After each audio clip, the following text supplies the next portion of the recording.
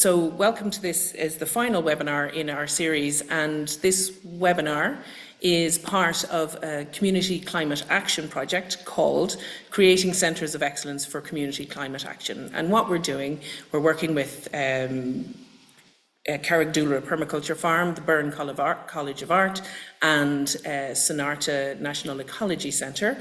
And we are looking at what particularly place-based centres, but really all organisations working in community climate action, the challenges they're facing and what they need. And this webinar series is a part of our response to that. These webinars will be recorded and will be hosted as part of our toolkit of resources. So finally, just to say that this project is funded through the Government of Ireland, through the Department of Environment, Climate and Communications. So thanks everybody for coming today. I'll hand you over to Suzie, who is going to host today's session. Hello, everybody. You're all very welcome. I think we've got quite a diverse group and spread of people. We're going to introduce our two speakers, and just so as you see how the format will go, it's going to have kind of a conversational interview almost with our two speakers, and then let them also speak a little bit, get into a kind of conversation with each other. And then we'll take a very short break if anybody needs one, a sort of bio stretch break. And then we'll get your questions to our speakers and also comments and reactions to the conversation that we're going to be having, which you're welcome to do throughout in the chat as well. We've got few people, as you can see in the background, Eileen and Julie from the Cloughjordan Eco Village, who've led on this project, and Mike is also there. So I'm going to start with Tara O'Leary. Tara just hails from this island, and she's just mentioned to us that she moved 30 years ago to Scotland. And we've gone to both Scotland and to the UK in general to have a look at what has happened when networks of the kinds of projects that you're all involved in and that we're going to hear about that they're involved in, kind of to find out what happens when resources actually start supporting those networks.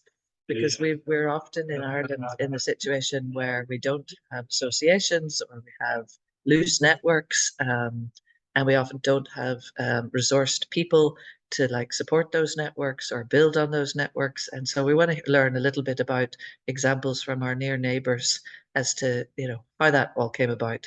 So Tara, I might start with you to just start with a kind of general introduction to yourself and to SCAN, and maybe a little bit of its evolution.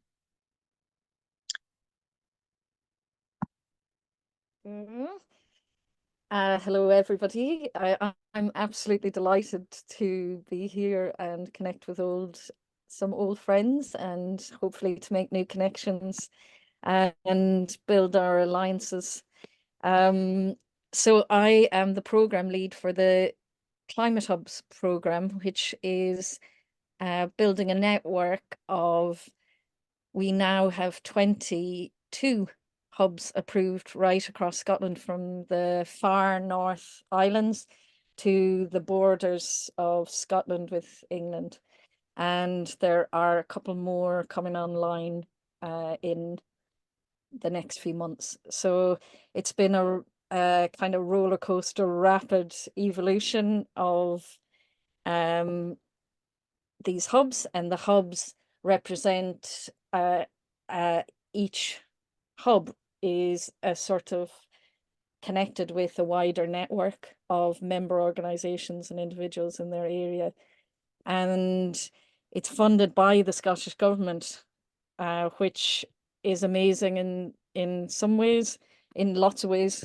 We're very lucky with the civil servants we work with, who are really flexible, unusually flexible and supportive, and understand the importance of what we're trying to do. But there are interesting tensions around that as well that will arise, I think, in time, and we can have a chat about that too.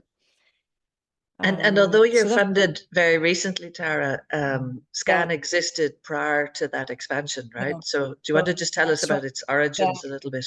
Yeah, I will. So SCAN is again a national network which is volunteer led and has its origins very much in grassroots voluntary action.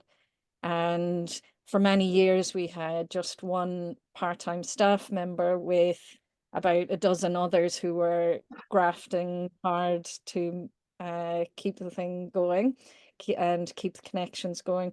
And really it's founded on a belief in the importance of solidarity and relationships and building these networks of trust, which uh, come into their own really when we're facing crises. And they did come into their own around COVID. And increasingly, as we face the new challenges in the future, I think we're going to rely more and more on these previous relationships and habits of working together that we've developed. So SCAN has well over 1,000 grassroots groups in its membership, and we run events, training. We have usually a couple of national gatherings per year. We produce newsletters. We are on the socials promoting local work. And I think importantly, we see ourselves as being able to make the local work visible, which can often be quite lonely and isolating, especially around this climate work where everyone, you know, can feel a sense of being told that it's not, your little bit isn't going to make a difference. But when you connect up lots of little bits, people start to feel stronger and more connected and more powerful. And we are certainly hoping with this, with our network and with the hubs, that we will start putting pressure up the way, back up to governments, back to industry, and yeah, raise a much stronger voice than we could on our own in our individual groups. And So would you give is us that a a wee good? sense of those groups, actually, Dara? Yeah, no, it's brilliant what you've said already. It's really explained its evolution. But like, how diverse are the Yeah, groups? Are they? Where did they? And when did that first? When you were first starting out with just yeah. the volunteer-led network, were they all the same? Were they all land-based projects or biodiversity, or were they community development Oh, and social inclusion? What kind of groups? Um, I think we've had all kinds. They've tended to be groups who are concerned with transition. I think a lot the different routes towards a more sustainable future, basically. So people are coming from the whole spectrum, but more in the environmental sphere, and gradually over time, I think the justice dimension and more of a diversity of backgrounds, of culture and class, and urban and rural, more of an urban and rural spread is coming. And we're certainly really alive to that and to the need to speak to a broader and broader uh, group, to people who live in all the places that we're connected with. Yeah. So then before we go somewhere else with it, I'm curious about that moment then when you've got this volunteer-led, part-time support, person supported, lots of people giving lots of hours. And then you suddenly, well, it's not sudden ever. I never believe it's sudden. It's like maybe 10 years of work and then a sudden change. Yeah. The funding moment when you started to expand, and how big are you now? And you talk about 22 supported hubs, funded hubs are they? And, Yeah. like, what's your staffing like now? And how, just walk us through a little bit of that period Okay. of injection of cash. Well, I think you're absolutely right to point out how, that you're pushing and pushing and pushing, and then suddenly there's a breakthrough, or, that there were several things that happened about the same time in Scotland that gave rise to the opportunity for this funding. So one of them was the COP26 happened in Glasgow, and there was a huge amount of activity around that. And I think the penny started to drop at government level about the need that was coming towards Scotland, not just in climate impacts internationally, but what was going to be hitting our own doorstep. And also the funding that for climate action that they previously put in place came to an end. It was called the Climate Challenge Fund. It was very focused on carbon reduction and mitigation. But after 10 years, it was realized that some kind of perverse incentives had started to be built in, and people were not doing work that they wanted to do because they couldn't count the carbon involved, the carbon reduction in it. And it had become a bit unwieldy and not fit for purpose, maybe in that sense.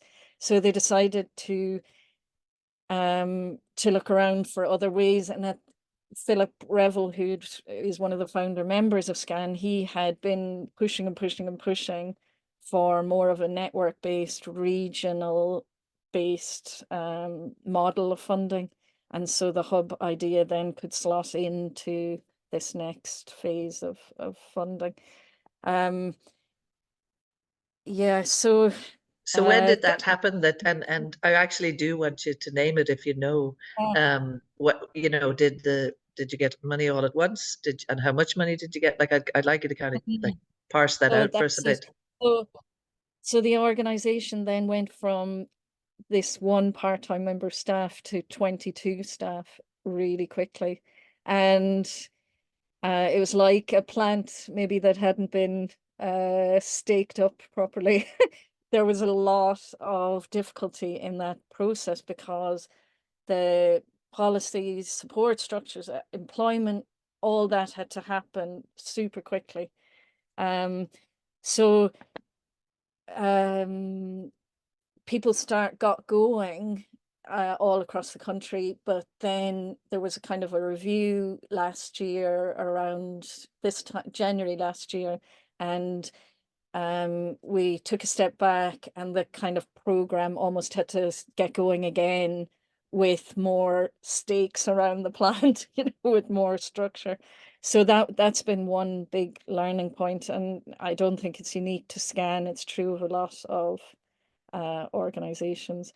And also, you know, realizing that even though it's a big wad of money, maybe you hadn't put in money for those core structural things that needed to be done, because you were just thinking, wow, if we had all these people in all these places, imagine what we could do. So that process happened. But then in the kind of 2.0 phase, the second phase of the project, we got a grip of all that, and then all the hubs got approval by January this year. So that was good. Do you want to describe a hub to us a little bit, Tara? Yeah, Just like what are yeah. these 22 hubs going to be? So SCAN, I just want to say it's important. SCAN is more than the hubs. Yes. You know, there are organizations who aren't in the hubs but are in SCAN, and there are people in the hubs who aren't yet members of SCAN, if you know what I mean. So we're widening our membership through it, but it's, you know, it's quite nebulous, you know. So there was one other thing I wanted to say there.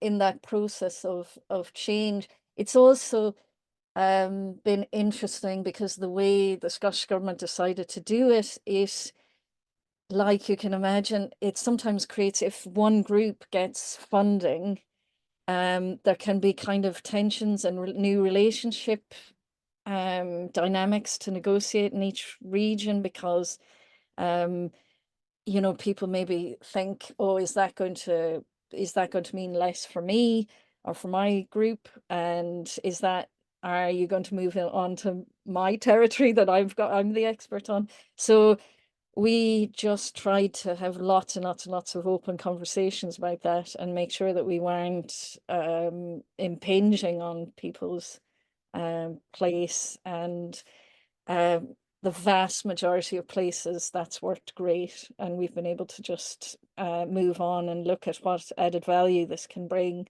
And yeah, that's been really important. And each hub, it's super interesting because each hub is completely different. Some of them are made up, like in Dundee, just to get specific, in Dundee, they've got a fantastic arts history and culture in the city. It's a very creative, there's a lot of creatives. There's an art college there. There's lots of tech, startup, the gaming industry is big. So lots of those people have come together with the anti-poverty groups, and their focus is they say we're going to bring the joy to this movement.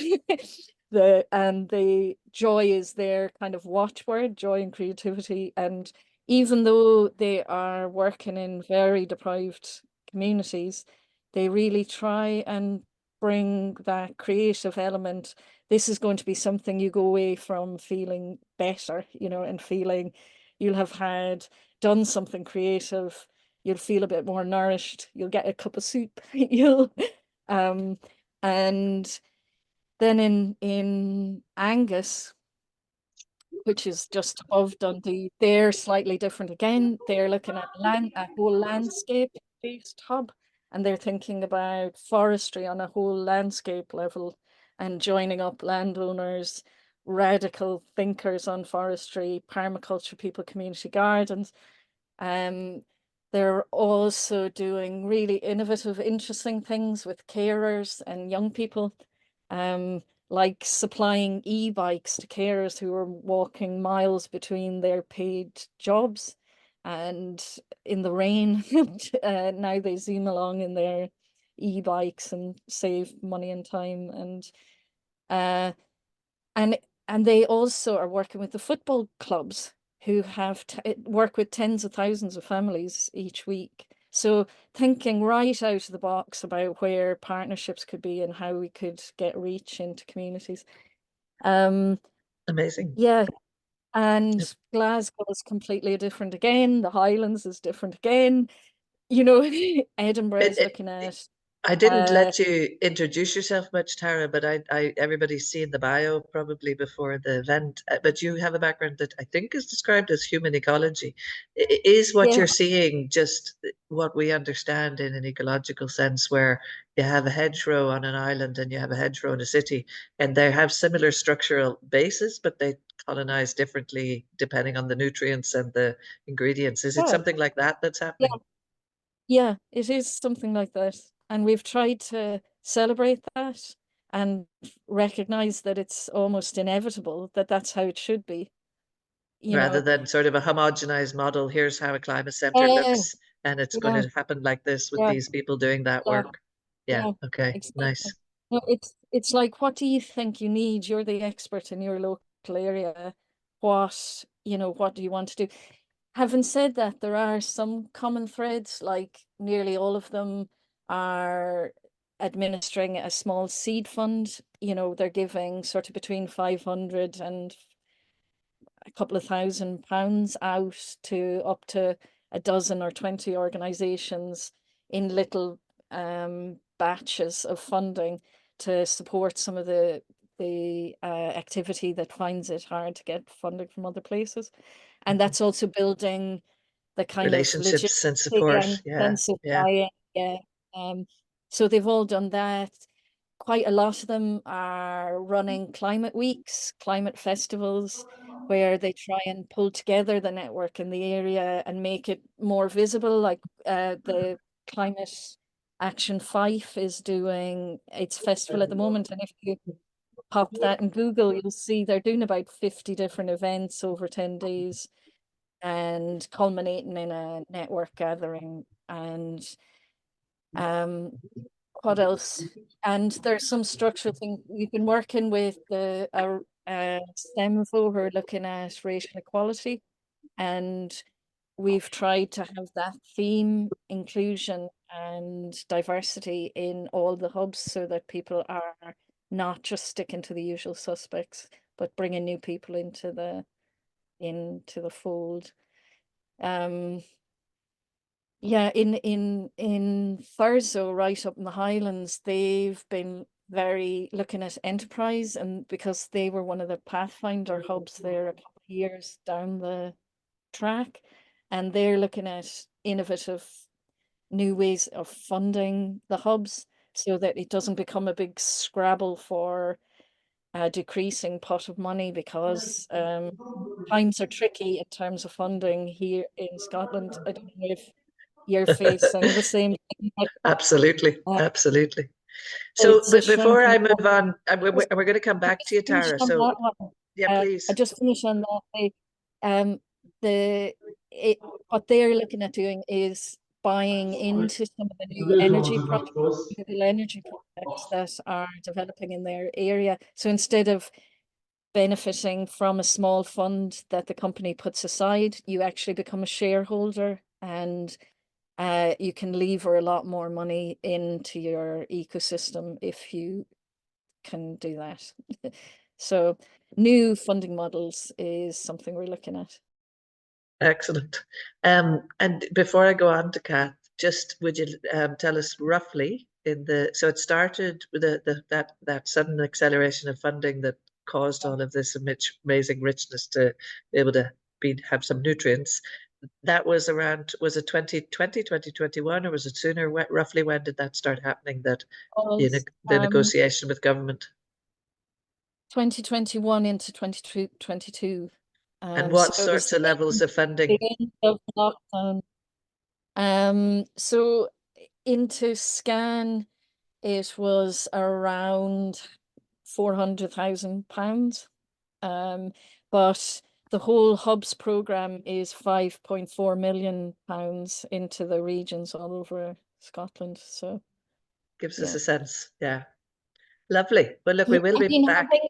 Go on, go on. yeah, just I think it's good to keep in mind this, because we thought that was great riches until the other day I was talking to somebody in Angus who said 6 community councils in their area had managed to get 1.5 million from that's just 6 villages, basically 6 little towns, managed to get 1.5 million out of a wind farm just beside their area. So yeah, it's good to keep an open mind and think about how we can continue to nourish ourselves from Yeah. new sources. Yeah, brilliant. Tara, fantastic. And I'm sure that we're going to end up with lots of interesting questions. I'm going to go to Kath now. And in a way, you're talking about an entire region and entire population of Scotland, and, and all those differences between, cities and highlands. I mean, they're very contrasting. I imagine Glasgow instances of a hub versus the Highland one. But Kath, you're with the Permaculture Association of Britain. And I think we met through both, actually. I encountered Scan and Kath actually through the European Day of Sustainable Communities, which was trying to celebrate, I suppose, the kinds of things that we all do at local areas, and that are often not, we don't know that it's happening in Scotland or the UK or France. So Kath, you came into a similar shift and a post to actively support permaculture projects. Would you want to give me the same kind of journey at a different, it's very specific to permaculture, but maybe tell us how that came about, why the Permaculture Association of Britain thought it needed a person like you to actually help with the capacity of local projects. Yeah, I mean, the Permaculture Association itself's been going for 40 years, but I kind of have two roles within the Permaculture Association. I mean, they kind of dovetail into each other, but we have what's called our land network. So I'm the projects and land network coordinator. So land is an acronym for learning and network demonstration. So I think in about 2008, 2009, we got a big raft of funding from the National Lottery to create permaculture demonstration sites around the UK. And I think we got about £150,000, and part of that was putting 2 workers in place who could identify projects, but also domestic gardens and farms around. It started off being in England. It was because obviously the National Lottery pots of funding are kind of country specific. But yeah, to identify potential sites for being demonstration sites.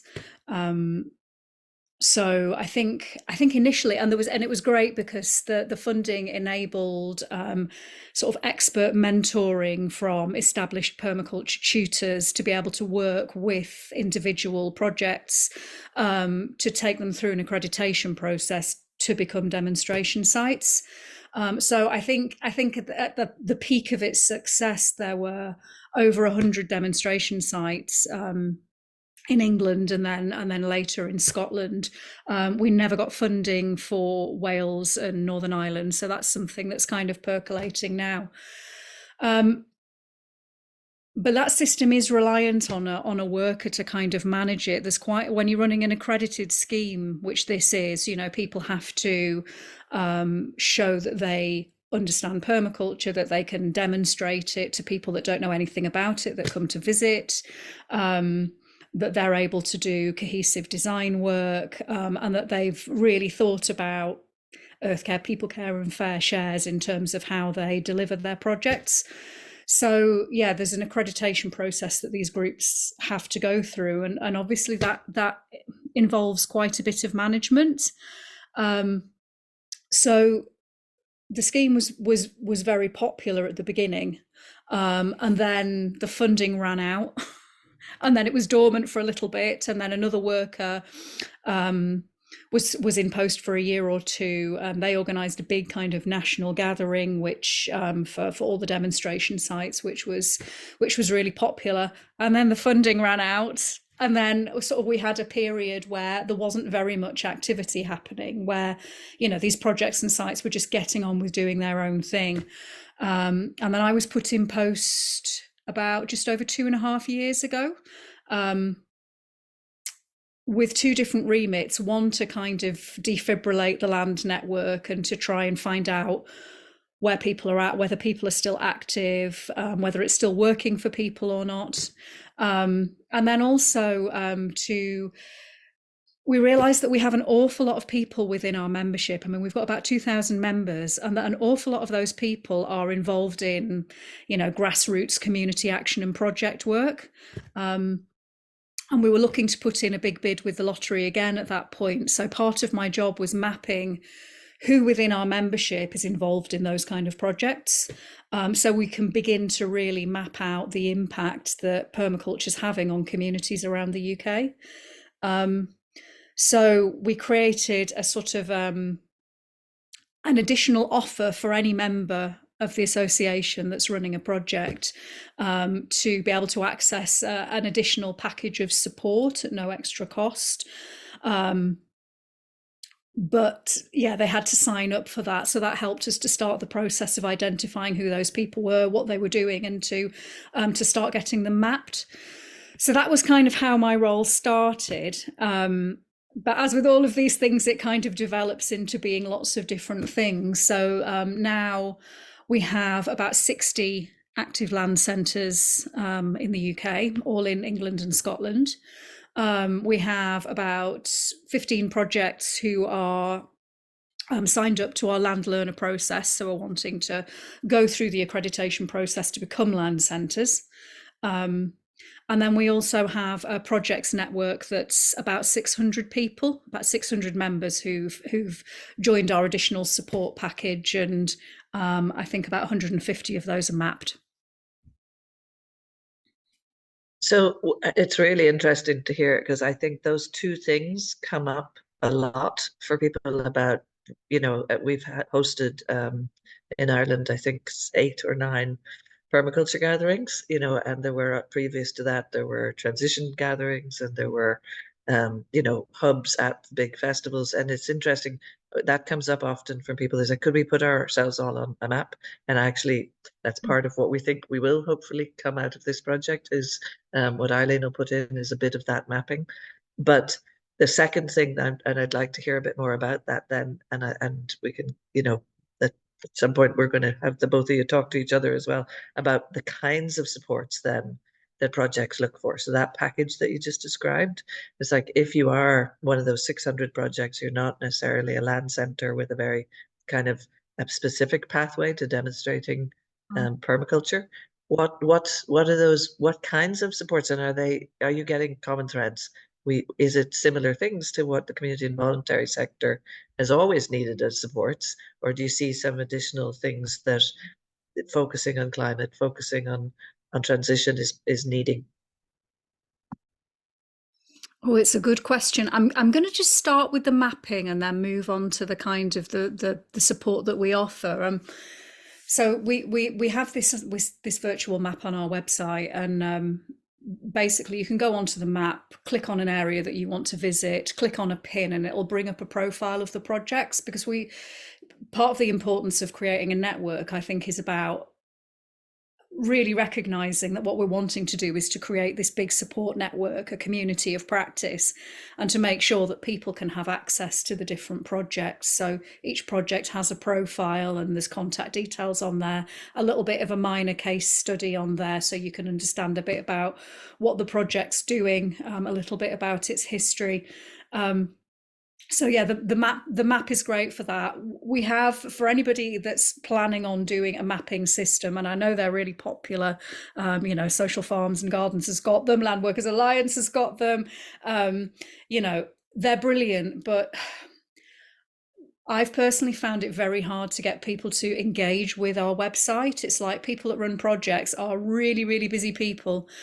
So I've had to do an awful lot of badgering people, a lot of hand holding, and a lot of actually supporting people to physically get on the map. So, I mean, I would just say, as a caveat for all of the areas of project work that I'm talking about here today and creating networks, it's like, be incredibly aware of what your capacity is.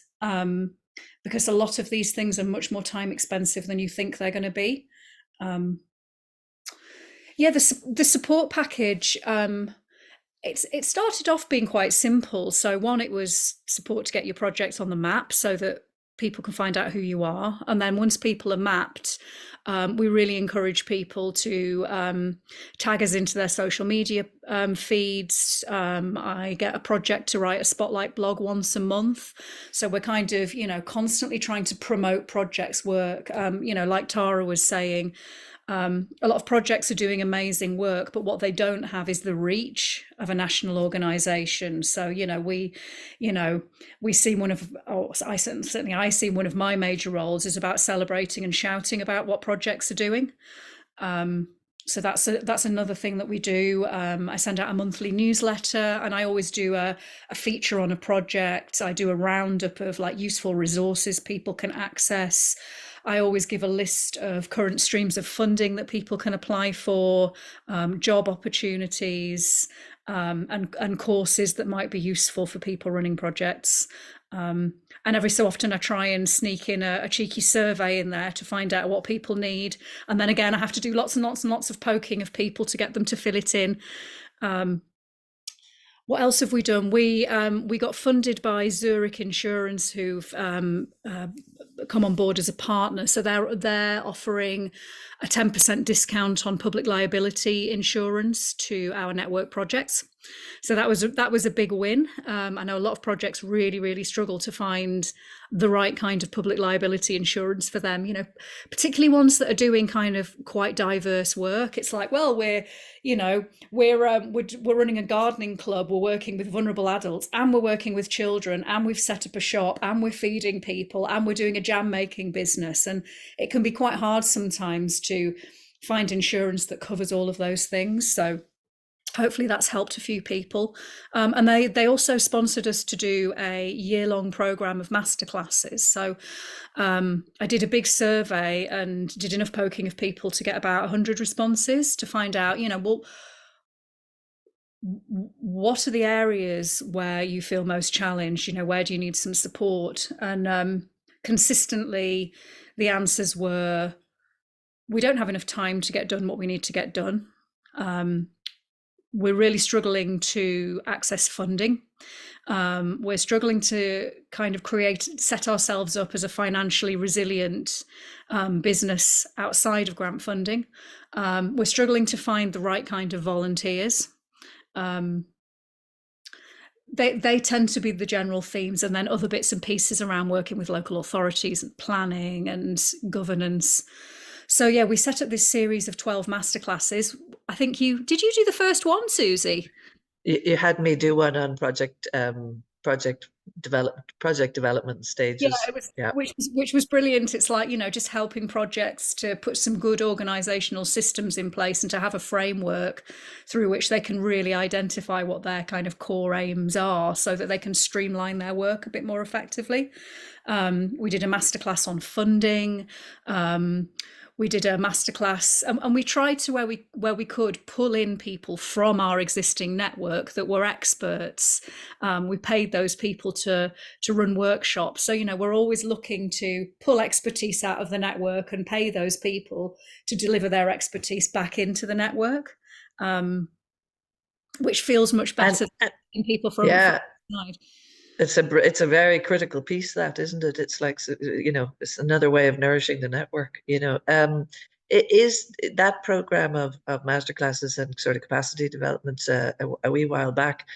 Have people reported back to you that they feel, that support has shifted anything? Is it helping them?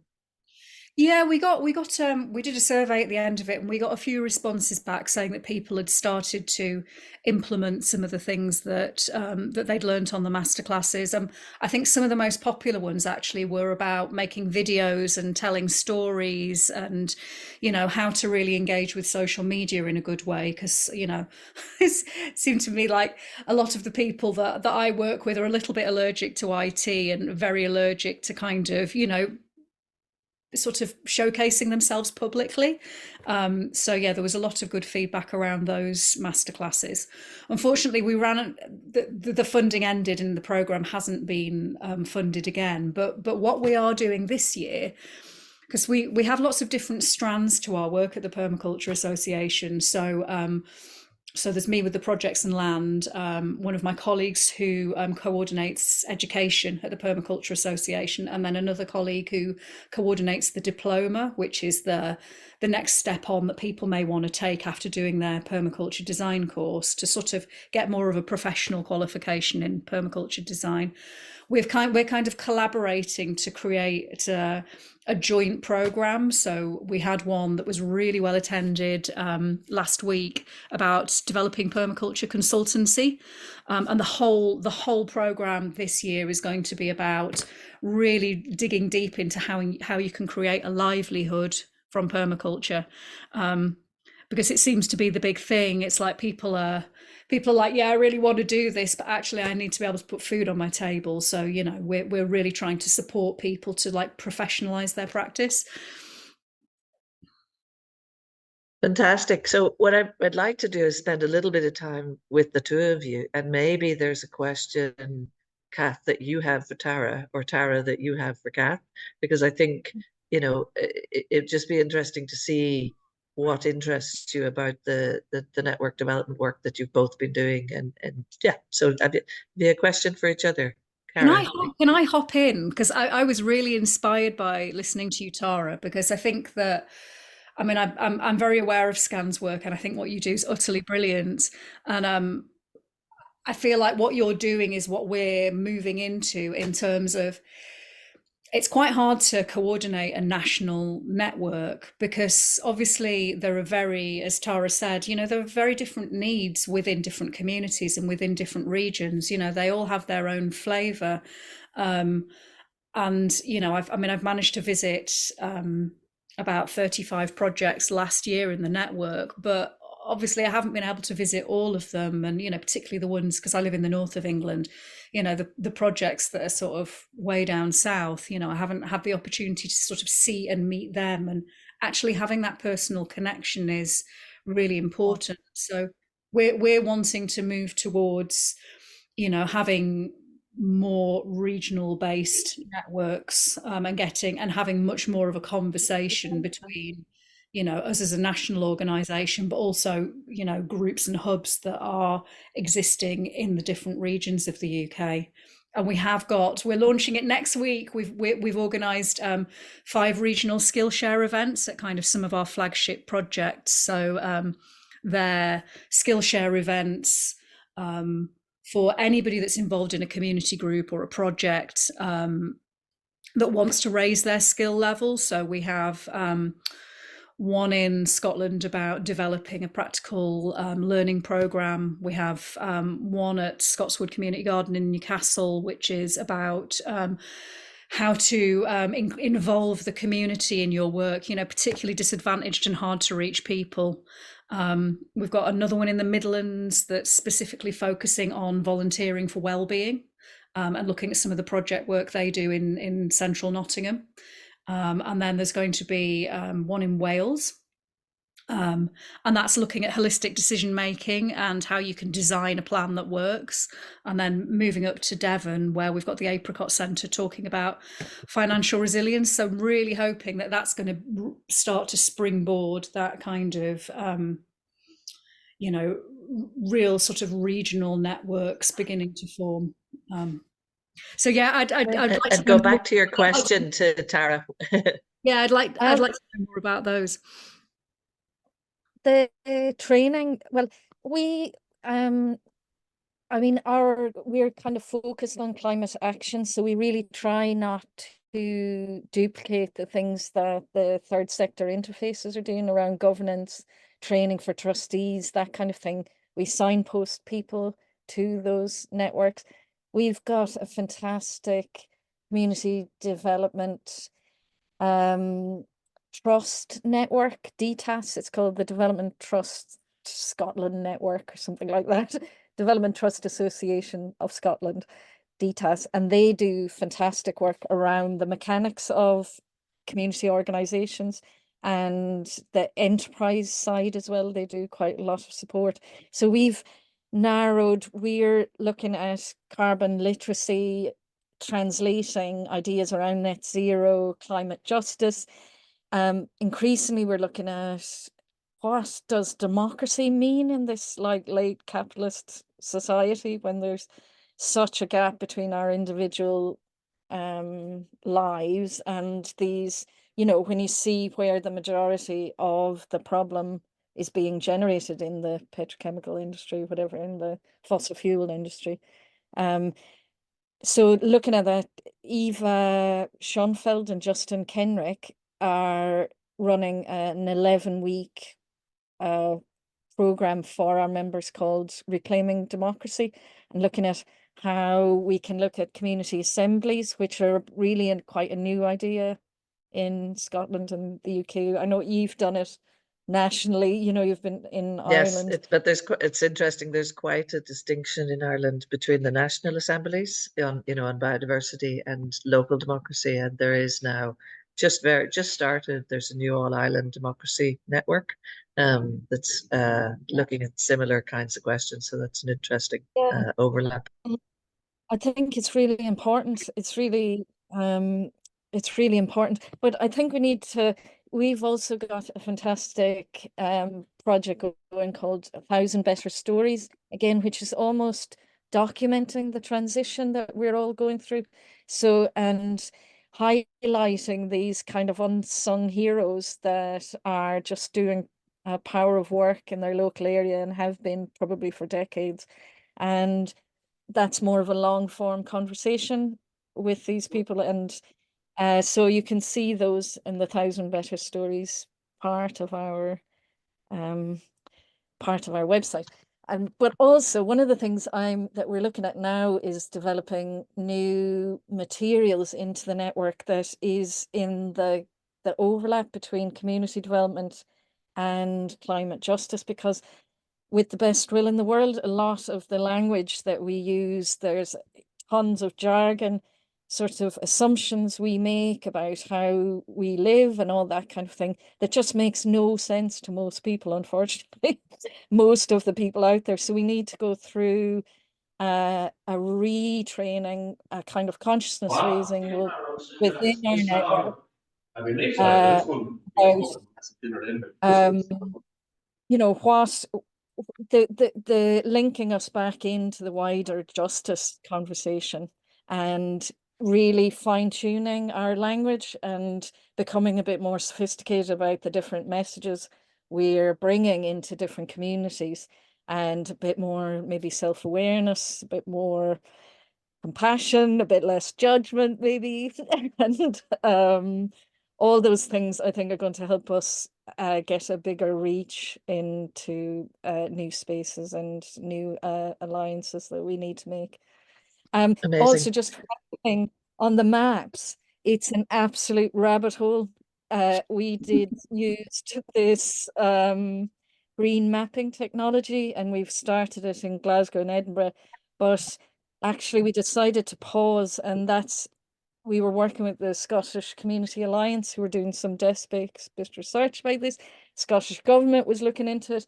We were looking into it, and it's really, really complicated to get something that is going to not be out of date immediately, and that people actually is user-friendly and easy enough to use. You almost want, Google has nailed it. You just want to go into a community, click in your area and be sort of shown what's around, or put in a postcode and be shown what's there. But there's quite a bit of diversity out there in different technology, and yeah, so just take a deep breath before you jump into Yes, the well, we've definitely found that. I'm going to go to Patter just to keep us moving. Patter. Thank you very much. I'm interested in the maps. I went immediately to the maps during the break because I love maps, and I was fascinated at just clicking into some of them, and lots of information there. But of course, to construct a map is time consuming. How useful has it been for both of you to actually create the map, as distinct from having a network where you have access through the network to all the different groups that are part of it? Sarah, do you want to start? And then Kath, if you want to say. Yeah. To be honest, I think the value that people get from online meetings, from the face-to-face gatherings, from the training, is probably more than the number of people that click on the map. I think the energy that people get from that. But there's some academics and some practitioners even on some of the islands have created a map that is more engaging. They've created other kinds of maps that represent more of the network of relationships. So you have different strengths of or colors of lines between organizations, depending on who's working with who and who's part of other sub partnerships and projects and things. And that's what I mean by the rabbit hole. It's actually kind of a whole field of expertise I hadn't really got hold of till I sort of stepped into it. But I think we could share that map from Barra, from the island of Barra. Yeah, I met with the Trinity professor that was involved in that map, and I actually asked them how much did it cost to create the map of Barra. Please do share it in there if somebody has a link to it. But because it is exactly what you say. It's multi-layered. It's got local stories from a particular place. It's something that I think it would be something that Martin and Patter, who've been talking about the Irish language and these different kind of heritage ingredients, but then it's also got shipwrecks, but then it's got biodiversity stuff going on. But it cost 60,000 to design and deliver the island's map. So I think you're right, Tara. I think you can end up down a very technical rabbit hole. But as you say, there are fields of study. I'm curious to follow up on Patter's question, and it's to either of you. Does, though, having some things mapped, particularly your network of land centers or your, membership, is that something that helps with your ambition to influence policy that makes the work on the ground easier, or influence funding strategy, like that strength in numbers you talked about a bit, Tara? Yeah, I think on that front it is important. It is important to just kind of create some kind of account of who's in and who's not. It was only fairly recently I realized that all these people we've been working with really closely hadn't actually formally filled in the scan forms, so weren't counted. So we're going through a process of just telling people, get in so we can accurately represent the kind of full body of the organization. But it definitely helps in terms of saying who we are. And now, now that the whole network has been set up, it's fully funded at the moment by the Scottish Government. And although they are trying to do really good things, I think it's really important that SCAN is also able to still continue to engage with those Be hubs independent. and keep that independent voice, to retain our own ability to be a critical voice for on government policy, to pressure them to go further, to make the links we need to make. And I think the penny after this winter, because we had so many storms, the level of climate impacts and the speed and scale of what we've gone through in the winter is really on another level.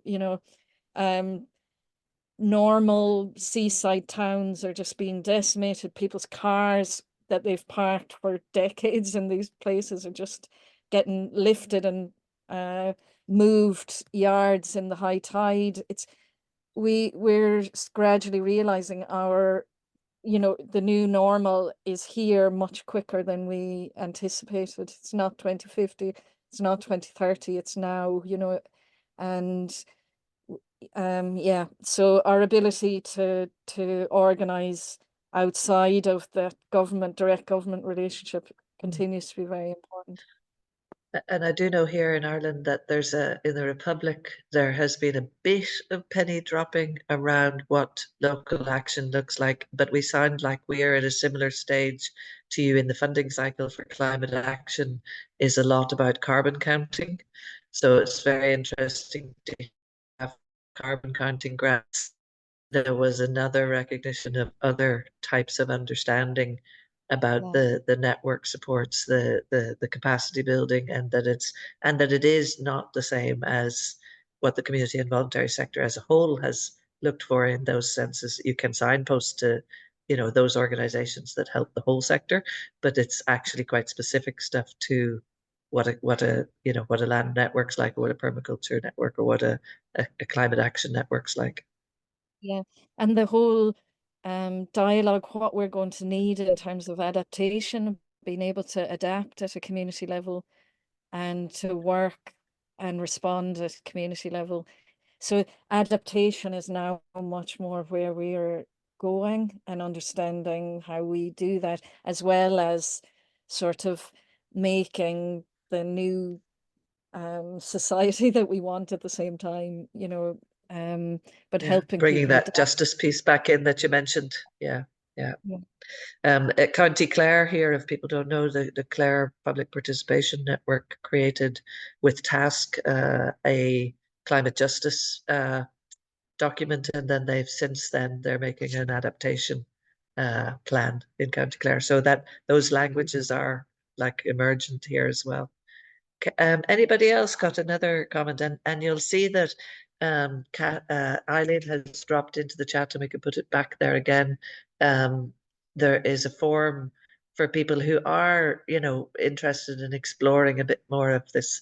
Maybe we're not going to be very sophisticatedly mapping, but we're at least getting a sense at the moment through that Google form just of who's in the room, and we'll send it out again afterwards, and kind of just because it is something that I think you're right, it's never up to date. You have to keep doing it. And so this is kind of a moment in time where we thought, well, there's an opportunity for us to have a little go at least who's leaned in. And of course we miss people like Steve, who I also know well, and don't know why I didn't know. But there's a lot of attention. Yeah, and then we'll go to Mary. So Kath, and then Mary's got a question. Can I just add in very quickly on the mapping, a couple of pros. Definitely it helps to evidence to funders how many people that you as a kind of middleman. It's like when you're running a network, essentially you're a middleman, so it can be harder to get funding because you're not necessarily actually delivering projects that have the direct impact in the communities. So it definitely helps to evidence that you're working with a lot of people who are delivering that impact on a community scale. And B, it's also, I totally agree that in terms of effectiveness, I agree with Tara about, the in-person, connected events have more value. But in terms of inclusivity, the mapping really helps people who are kind of outside of the clique to be able to access the network too, which I think is really important.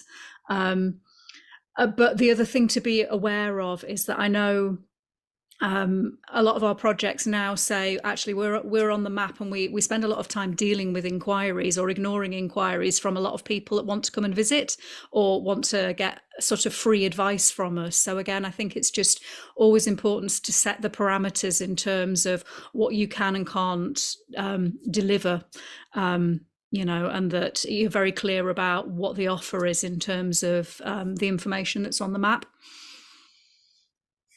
Very good. Yeah, great. Mary, you have a question there. Hiya. I'm doing the DCU Masters in Climate Policy, so I'm interested, maybe particularly for Tara, what was it about the 2021-22 kind of case for that acceleration in funding that you think broke through, and what value did government see in it? I thought somebody else would ask this question too. I kind of asked it, and then Mary's like, yes, come on, how did you break through to the Scottish government and get a... Well, I think we are very linked in with the Scottish Community Alliance, which is a network of networks. And we really, and not me personally, but Philip and Pam and the other people involved with SCAN, and Angus Hardy, who has been the coordinator for ages of the Scottish Community Alliance, really worked on the relationships with the civil servants, worked on being really up to speed with policy, with what their goals were, with understanding what they were getting out of the current situation, feeding back our criticisms and feeding into the evaluation of the previous funding models. And so just being in the room where it happened. Do you know, I just went to see a Broadway show called Hamilton in Edinburgh the other day. That's one of the songs. But being in the room where it happens is important. Cultivating relationships, building trust, so that people understand that we are informed, you're rooted in communities, you've got a legitimacy, you've got like all these groups behind you who are trying to do something a bit differently. Philip also had that two loops model in his mind, which is a model, a network development model, which is on, I can share it in the info, which is, it kind of linking back to strengthening grassroots, but then also looping back up to policy change. So I'm not sure exactly. That's my best guess as to what happened. A funding stream. I think that's an excellent nugget. A funding stream, yeah, had run its course. The relationships were in place. There was enough pressure for something new. The climate awareness was happening that, you know, we really need something national, something nation, you know, that's a different more bottom up, more regional legitimacy, all that. So it all came together, and things changed a little bit. Great, but the thank you. Scottish government, yeah, in general, it does try. It tries. It doesn't always succeed, but they try to do things different. Yeah. I know that community development people and community wealth building people and quite a lot of other things do look to Scotland often. So it's not surprising that we are also looking, you know, in this area. Has anybody got another question or comment from their own? And, you know, about, if you want, as we begin to edge towards the end of this, we've got about another 15 minutes, you know, people thinking about networks. I know that people would know me that are on this call. I've certainly been interested, which is why I wanted to host this conversation, in kind of getting to that stronger network because of those legitimacy questions and the yeah, kind of pushing those relationships. And it did seem like we might be having, there are certain moments, there's on the island, there is an assembly back in Northern Ireland. That is something that there's a lot more shared island conversations about climate, biodiversity, things that make sense on an all island basis from our sector, you know, as well as from government, you know, there's some interesting conversations, I suppose, being had, and some new civil servants, I would say, in the space, looking as well for, you know, they're coming from a different generation, more aware of climate, more aware of local actions in their own communities. Just a little bit different thinking seems to be there. So maybe there are certain moments. So maybe anybody got any comments about, you know, next steps for us beyond these webinars? Is it something people? This is why I was asked, why did I put the pros and cons of network in the title of this talk? Because I thought, well, there's going to be somebody who's going to say, oh, we don't have those kind of fundings, and it's not going to happen this way, and it's exhausting to do it as volunteers, and you know. So anybody got any thoughts about yeah, what are the pros and cons on this island of a solidarity network, and how might we go about making next steps?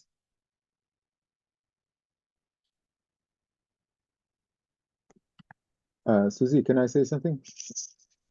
Please. Hi, Thomas. Yeah, hi, Suzie. Yeah, who's going to do it? You know, I'd be curious to hear, like, we at the Hollies certainly don't have the capacity for it. And so, do you have the capacity, Jeff Jordan, or who has it? Yeah, and I think that's the question, isn't it? The burning question. And I would say maybe we'll just ask, because I think Tara and Catherine, you come from, like, how old is Scan, Tara? So you're saying that the Permaculture Association of Britain is 40 years old? How old is Scan, Tara? You're muted there.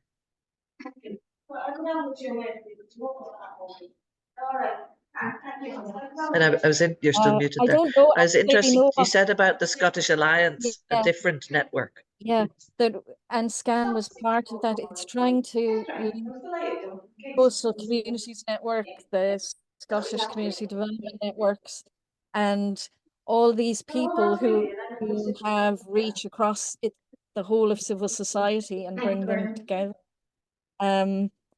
So it was at one of those meetings that I think SCAN sort of arose as more of the community environment gap that. But I'm just going to check the exact year and I'll Sure. pop it in the chat. But it seems to me Thomas might be identifying, and that's why I was asking that particular question. It's less true, I think, of PAB that essentially there's host networks that are starting to lean towards us. You know, so there's the Community Workers Ireland network, there's other civil society networks. I wonder if that's part of the conversation. Eileen, because I know you're hoping to develop a bit more, but like Kath's story of, and then we had funding and then we didn't, and then we had funding and then we didn't. Yourselves in Jordan and as the new education team have funding for this at the moment, and then you won't have funding. Do you want to speak to that a little? Well, so in response, kind of part response to Thomas's question, who's going to do this? So as part of this project that we have funding for, and it's only a kind of a component of it, is to look at the possibility of a network. But this project ends in June and beyond that. So what I'm hoping to come out of this is maybe a plan for how we might move forward. And this discussion is a key part of that. So I don't know who's going to do it, but hopefully if we can make a case. But the funding, of course, and the inconsistency of that funding is a complete pain. But I suppose I do have a question, and like, the land network is very specific. There are very specific criteria. There are very specific and formal application process and evaluation, and then you get approved to be part of that. And then obviously there are advantages to that, and that is self-funding. But I suppose for our context, maybe we don't have the critical mass for networks that are very focused and specific. So is there any advantage or disadvantage to, like, including too many different types of organizations, or is there disadvantage in being too specific in what who your network is for? I don't know. I suppose that I would love to hear what either Kath or anybody else has an opinion on that. I mean, I suppose it's based around what your intention is and what you want to achieve.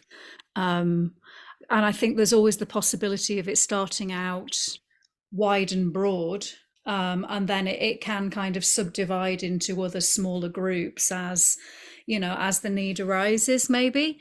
I mean, the demonstration network is a very specific thing for a specific purpose, which was to show people practically what permaculture is and how to apply it on a kind of home or project scale, because a lot of people don't understand what the word permaculture means. But I think as long as you define what you want your key aim to be, then I think it's fine to have a much bigger network, particularly if you don't feel like you've got a big enough group to create that momentum if you're very specific in what you're doing. Tara, the scan is much broader, isn't it? Yeah. Basically, it's an opt-in. If you're a group doing anything vaguely related to community and environment, you can be in. We're really not trying to be too prescriptive, but that is partly because we have funding to support all comers that arrive to us. If you're trying to generate income from the members, then you need to probably be more specific. But there's such a value in being just light, starting light, and having something that's very resilient and low cost. Because we often talk about, well, if all this money just dries up, it can dry up at any time, and we still want to be able to operate and go forward. So what are the things we need? A decent website, our mailing list, and we can find money for a national event from different places if all the staff can't be hired. We have to be ready for the whole thing to dry up and still keep going. So starting light and cheap, if you can't Yeah. wangle some money out of a nice I civil agree. servant. I think our projects network is a lot more resilient in a way than the land network, because the land network has been reliant on workers and funding, whereas the projects network is, a much broader remit of anybody who's part of our organisation that's sort of, inspired by or informed by permaculture can join, and they don't have to jump through any hoops to be part of it, and that will rumble on without me. Yeah, very interesting. Thomas, you wanted to come back in, having posed that, and then back to Julie. Yeah, just to throw in a couple of thoughts based on my experience. There's Irish money and there's European money. I think the European money would be sort of more of my bet, because the Irish money, at the moment there's Green Party in a coalition.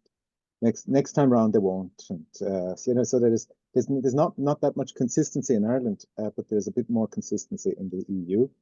And I'm thinking of leader money, and I'm thinking there's other pots, and I'm not the expert on it, but I'd like to volunteer somebody I'm working together with, Jose Ospina, who is a good person to talk to. I think he's currently involved in the Carberry housing project, and he's involved in CECAS, the Centre of Excellence for Climate Action, also known as Green Skibbereen. And there's a few people who are really good at tapping into those pots of money that would be worth having meetings with. And I'd opt for as general as possible, because I have found permaculture to be a hard sell in Ireland. Now that is changing a bit, but having been involved in teaching at Kinsale College for over 20 years, we have been getting mainly international people. The permaculture is a brand, let's face it, that sells well abroad, and it sells increasingly well in Ireland. And I won't debate it. And that says, I certainly don't want to diss it, but it's just locally here in say in County Cork, it's just explaining to those ladies from the Ladies Club, or the Tidy Towns Committee, yet another piece of jargon. whereas community development, they understand. That is my contribution. Great, Thomas, thank you. Julie, and then we might just let, we're going to let Kath and Tara go very soon. And I do want to say, Kath doesn't normally work on a Friday. She volunteered to come to us and speak. So huge appreciation to both of them for giving their time to us voluntarily through their connections to us. Julie, and then we'll let you both have a wrapping up question or thought, Tara and Catherine. So Julie. Thanks, Susie. Thanks, everyone. I was just thinking about what we'd been talking about on last week's webinar when Chris Chapman had been quoting Margaret Wheatley and saying, you know, community is the answer to all our problems and local community is the cause of all our problems. And now I'm thinking maybe networks are the answer to all our problems and also the answer to all is also solution. I think I've got that the wrong way around. So yeah, I guess for me, it just keeps coming back to the why. What do we need? I just think it's really interesting that it feels like we're now just building to this point in Ireland where we're just like, yeah, we're feels like we're getting ready for a network. It's interesting just to hear that and see that. But yeah, that's all I wanted to say, just a reflection. I don't have any answers. That's Thanks. okay, thank you. Chris, did you want, you had a hand up and then down again. Did you want a very quick minute before I let them wrap up? I was just applauding Suzie. So okay, was one of those. And I'm going to throw a thing in just as we're going, is that we did choose to kind of make this conversation and have a interesting conversation about what's happening in the island of Britain versus what's happening on the island of Ireland.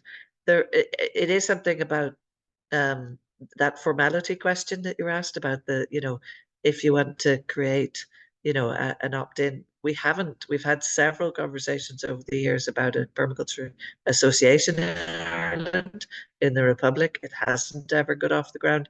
I've sometimes wondered if there's a genuine resistance to that, in that there's another deeper, older, cultural, tribal, local parish, townland version of that. And that's something that if people haven't come to all of these webinars, you can listen back to the ones where we talk a little bit about our language and our culture, and maybe sometimes it is people from abroad actually who have most pushed, let's have something very formal and let's have an association, and then it doesn't always take in this culture to be formal. So that's just a thought that I was having as you were asking about the difference between the come all, come any approach of a session versus like when you can only get in the door if you're wearing a tie.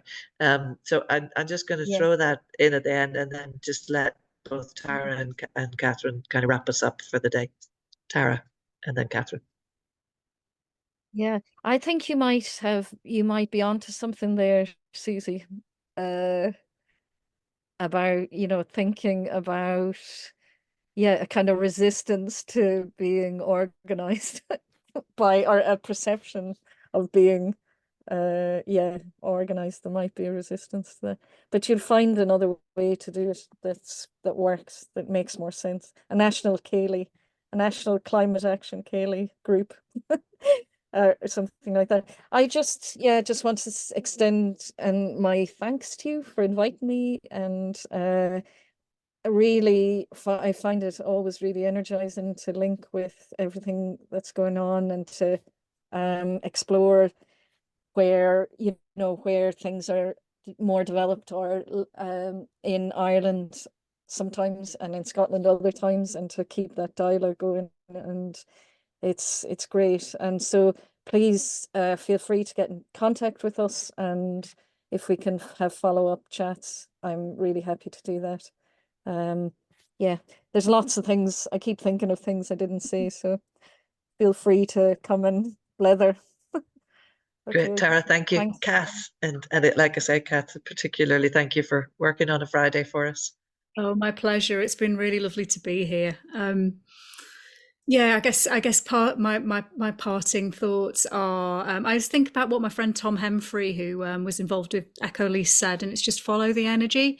It's like don't assume anything, go with what people want and what there's an energy to do, and build flexibility and adaptability into it so it can change, and try and try and create something that's really resilient from the start, so you're not totally dependent on grant funding or paid staff to make it work, and just see what it evolves into. Yeah, it's really hard being here and not finding out about all the amazing stuff that the people that are participating in this call are involved with. I'd love to know. I'd love to know what you're all doing. So feel free to reach out and tell me about your projects. I'd love to hear about it. And also just to offer that, and I'll send some links to Suzie to send out in a follow-up email. But we have our Permaculture Community Hub, which is a forum that's available for anybody to join. You don't have to be a member, but there's lots of great discussions happening on there and sharing of resources and information. So I'd just like to extend an invitation for you to all join, and I'll send Suzie the joining link. Good. And yeah, there's lots of interweaving, and I likewise would love to be chatting to everybody who's on this call for a lot longer. Hopefully we'll do that again, either in person or in these world of Zoom. But thank you so much to our speakers. Thank you to everybody who's come along. You'll see that Mike has dropped back in there the expression of interest if people want to just share, and we will try to there's quite a lot of resources that people have suggested we share with each other, so we will pull those together in a follow-up email. But just the GDPR thing, we'll just do one thank you email to everybody who has signed up for this. But if you want to hear from us again about the network, you actually need to give us more permission than that, so you do need to fill in the Google form just to make sure we can, you know. So yeah, thanks a lot to everybody, and hope you have a good weekend, and watch out for snowfall in higher parts in Ireland. Goodbye, everybody.